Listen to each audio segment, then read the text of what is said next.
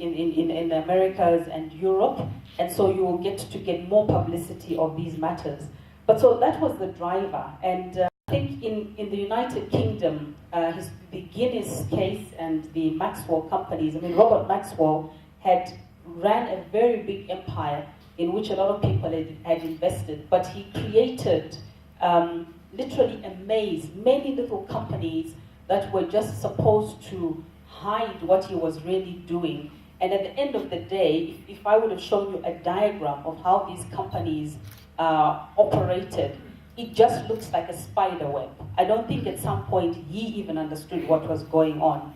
Needless to say, he then committed, I don't know, it's arguable whether he committed suicide or one of his sons just threw him overboard when they were out at sea. But I mean, those are some of the consequences. So it's cases like that. People lost money, and it did a lot of damage to market confidence in the United Kingdom. So it's cases like that that then drove this desire to analyze corporate governance. In America, I think we've read about Enron, and we'll talk about it a little bit more, and WorldCom. They then passed a piece of legislation which is called the Sarbanes-Oxley Act, commonly referred to as SOX, again in response to the corporate collapses, and the same thing has happened in other parts of the world. The other thing was that institutional investors, like our pension funds, who are really the aggressive in the capital markets, they started to be more concerned about protecting their investments and became more active from about 1990 going forwards. As a result of this, in the United Kingdom, what's called the Cadbury Committee was established by the London Stock Exchange and the accountancy profession there to look into issues of corporate governance and financial reporting. And so they then came up with certain guidelines that they produced, and basically they said, we want to look at boards of directors and insist that we have independent people having oversight on the operations of companies.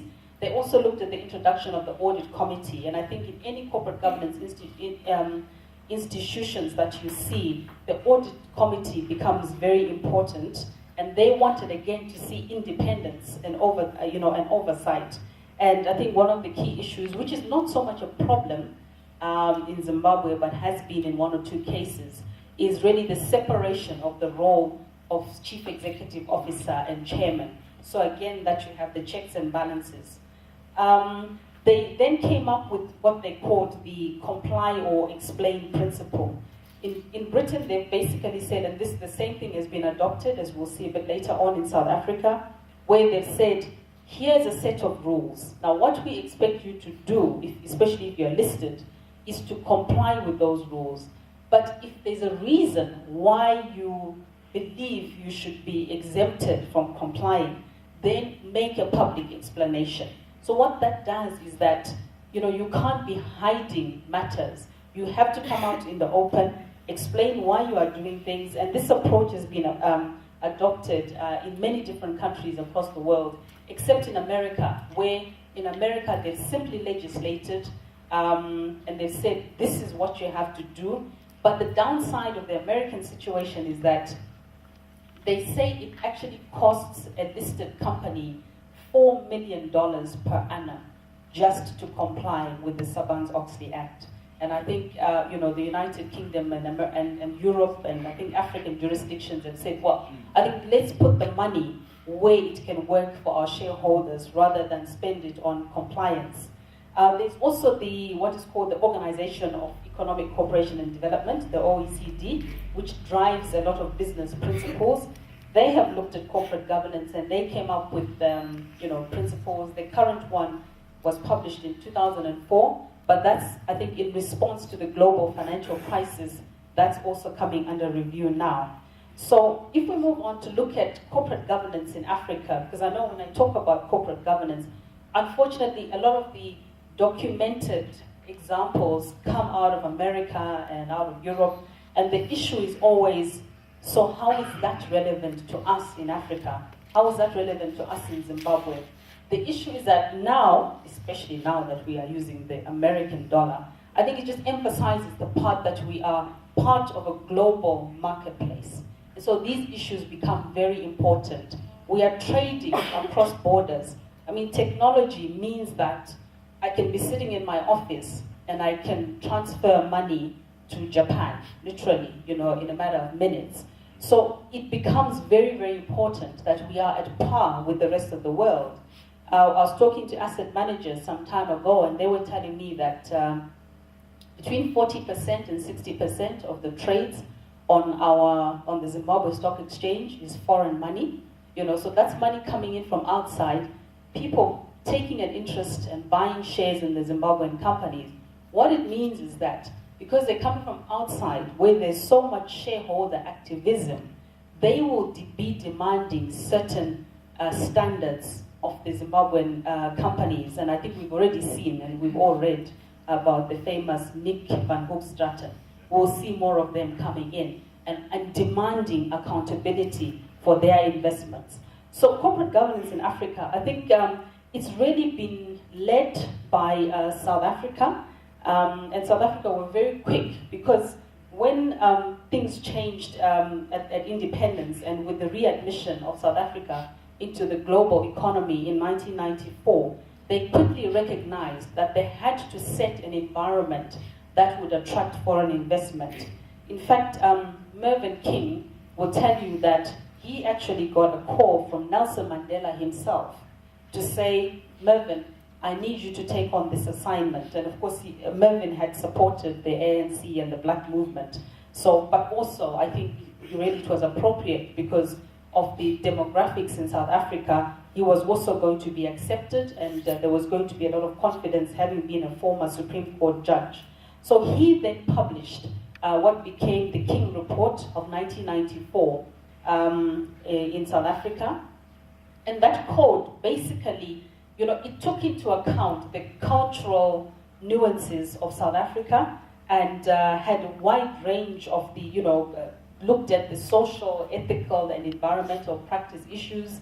It understood the Black economic empowerment needs of South Africa. And basically what we're saying is that corporate governance codes can be adapted to take into account specific cultural issues. I think for us in Africa, and I think when I talk about where did corporate governance start, I was reading an argument by two gentlemen, Koza and Adam, who are South African guys, who were actually saying, well, it's all well and good for people to say the movement started in 1970 in America and Europe, but they're arguing that for us in Africa, corporate governance has been an intrinsic part of our lives. They're arguing that we have been driven by the concept of Ubuntu, coined in South Africa. And that is a concept that understands the broader interests of various stakeholders, the humanity issues. So basically, in South Africa, correct me if I'm wrong, they say, Ubuntu is about I am because you are, therefore we are.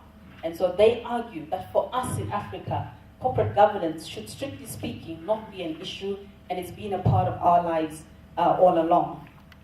The other thing with corporate governance is it's very dynamic, and as the environment changes, so your corporate governance practices have to respond to that. And so I think in 2002, there was a revision of the King Code, and we got King 2, which actually now emphasized the Africa's preference of community over individualism and of consensus over competition, which sort of like characterizes how things are done in the rest of the world. And it also looked at, for finance people, the triple bottom line reporting, which looks at economic, environment, and social aspects of a company's activities.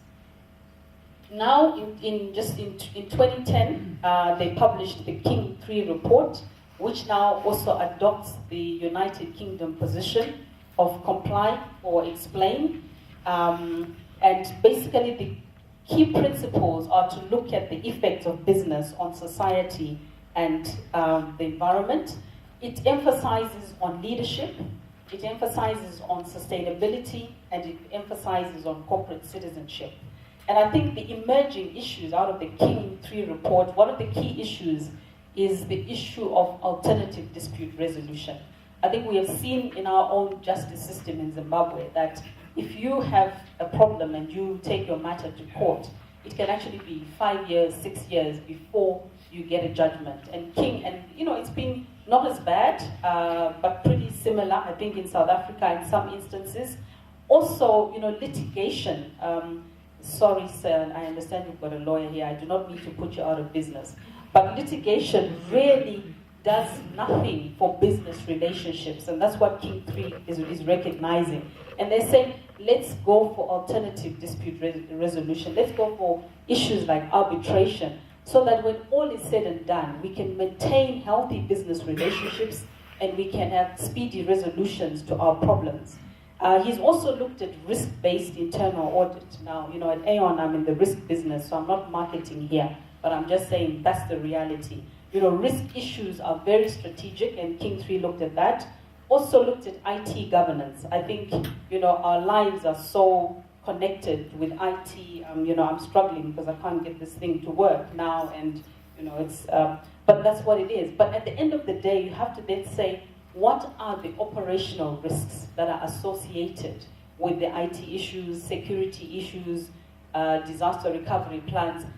Those should become very important aspects of your governance systems.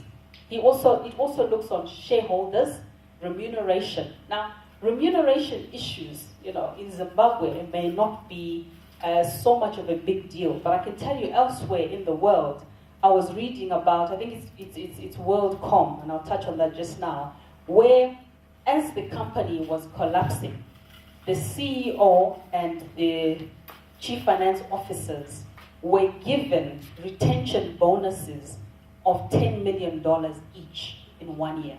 Okay, that is over and above their salaries. If you look, and I had a table somewhere else which shows the remuneration trends, and in America and in the United Kingdom, it is not surprising to find a CEO's remuneration package coming up to 132 million per annum. And I remember the case of Pfizer, when they were actually firing their CEO for non-performance, they paid him $182 million. And I said to myself, all I need to do is get a job at Pfizer, mess up, get paid up, and I'm set for the rest of my life. So that's why it becomes very important.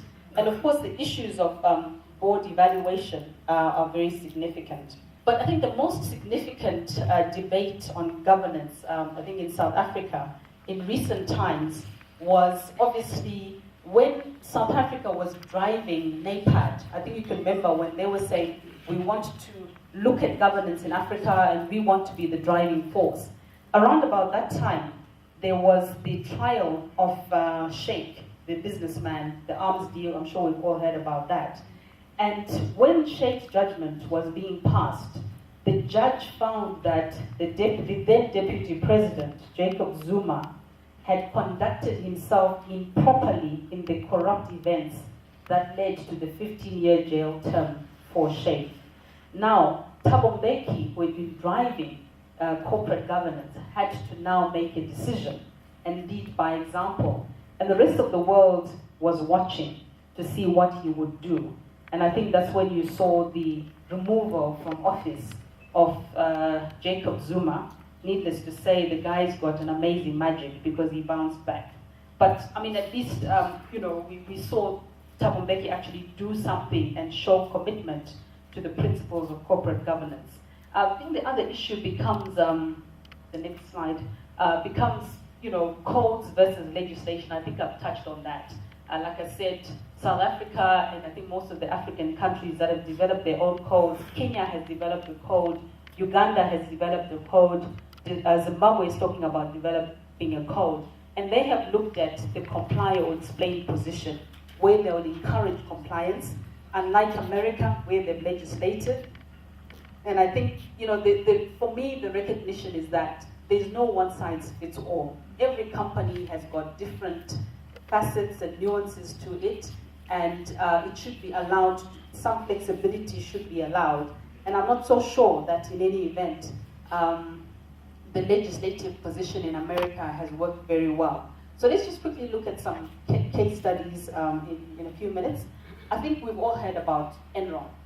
We've heard about Enron, an American energy company, and when you look at the case of Enron, it makes you be a bit cynical about life and how things are evaluated, because Enron, just before its collapse, was named by Fortune magazine, which is a very reputed magazine, America's most innovative company for 6 years in a row. I think what they forgot to inquire was what kind of innovation it was. In 2000, a year before Enron collapsed, the Chief Executive magazine had named Enron one of the 5 best boards in the United States. And yet, it collapsed in 2001 because of lack of corporate governance controls. The consequences, I think, and this is where the responsibility and accountability for corporate governance issues comes in. I mean, 20,000 jobs were lost. The second one, okay, I think we can all identify with that in Zimbabwe, loss of pensions. We've lost our pensions, we've lost our savings. To some extent, we can identify with that. Their accountants, Arthur Anderson, went out of business, and 85,000 jobs were lost.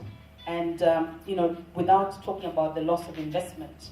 The consequences, the CEO was sentenced to 25 years for securities fraud.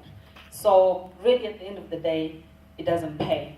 Another example is WorldCom. WorldCom, before its collapse, was the second largest long-distance telecommunications provider in the United States.